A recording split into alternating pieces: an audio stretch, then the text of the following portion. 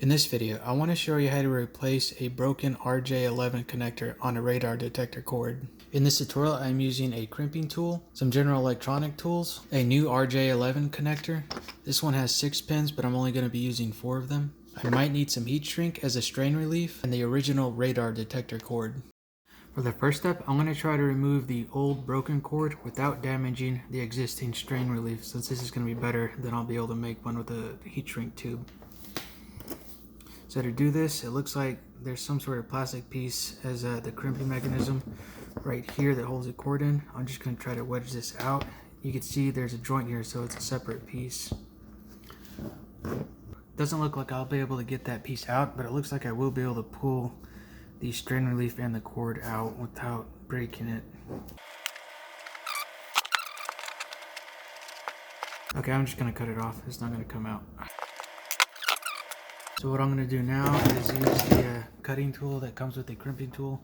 This might also be attached somewhere if you have a different style of crimping tool. This is just to strip the sheathing around the small wires. So I don't want to expose the wires too much because I don't want excess insulation. The insulation needs to be inside of here for this to crimp onto it and keep it secure. So I'm only going to strip a little bit of wire, roughly enough to just cover this little short area where these the conductors are. Rotate it to cut the sheathing and then remove it like that.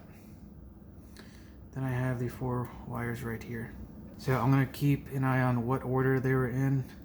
You can see on the bottom what order they're in, so I have to maintain this order when I put it on the new one.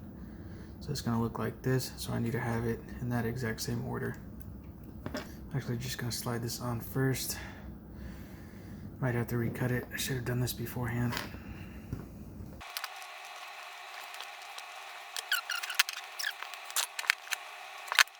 So I probably won't be able to use it directly like it was before because it was actually halfway into the old one. But I'll be able to attach it so it still will perform a strain relief. So now I'm going to get these in the correct order. So pin side up, I have green on the left, then pink. Black is getting in the way of the pink. So hopefully I can split them and keep them in this order. So let's compare.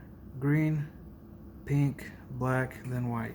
So I'm going to stick them into the connector. Make sure, double check this is the pink, the clip up and the connectors down. I'm going to slide it in here, and these need to be in the inside 4, so the outside, this has 6, the outside 2 will not have anything in them.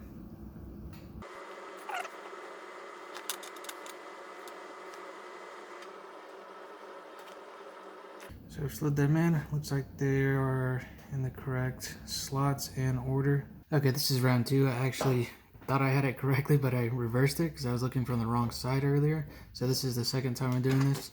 I'm going to double check now that it's the correct order. So pin side up, I have green, pink, black, and white. And the 2 outside ones are empty. So it's really hard to see, but if you look very closely, you could see the order. Let's see if you could zoom in and see that. So make sure they're in the same orientation. I'm going to flip them up so you can see easier. So I have clip side up for both of them. And starting at the left, I have green, then pink, then black, then white. So I know they're the exact same because they're the correct orientation and they're using up the same slots. So now I'm okay to crimp. Keep pressure on it. Make sure you do not lose those wires out of there because you're going to have to redo it. I'm going to get the crimper, find the correct die. So we have 6 pin, 8 pin, 4 pin here. So I need the 6 pin. So I'm going to insert it. Again, I'm keeping pressure on it. Make sure it's fully seated. Still applying pressure on the wire. And then I'm just going to squeeze the crimps.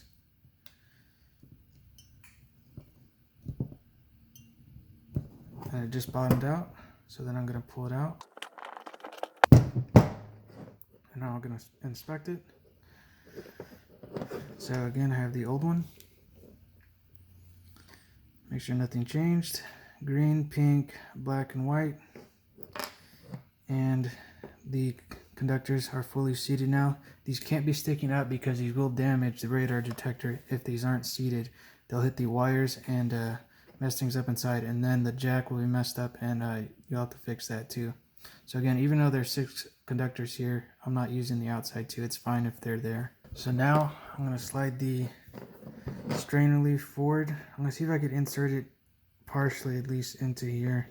So one thing to point out, whenever you crimp the conductors, it also crimped down this little plastic wedge here, and this bites into the wire, so that provides strength for it to not pull out.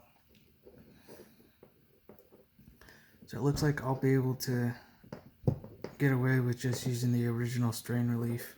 Just as a safety measure, I'm going to put some tape on the strain relief. This is just so it doesn't slide back, and once it slides back, it won't be doing its job. Alright, I'm in the car. I have the socket connected, so I got power. Now I'm just going to plug it into the radar detector. X-band, K-band, Ka-band, laser. As a test, I'm going to pull it out and see if it loses power. So I could pull it all the way out and it's still secure, so it's at the full end of travel and it's still saying connected. So I know that the connections are good at the conductors. So I'm going to remove it, put it back in, and looks like I'm good to go. And that's all there is to replacing the RJ11 cable on a Udinen radar detector. This also covers other brands of radar detectors as well. Thanks for watching.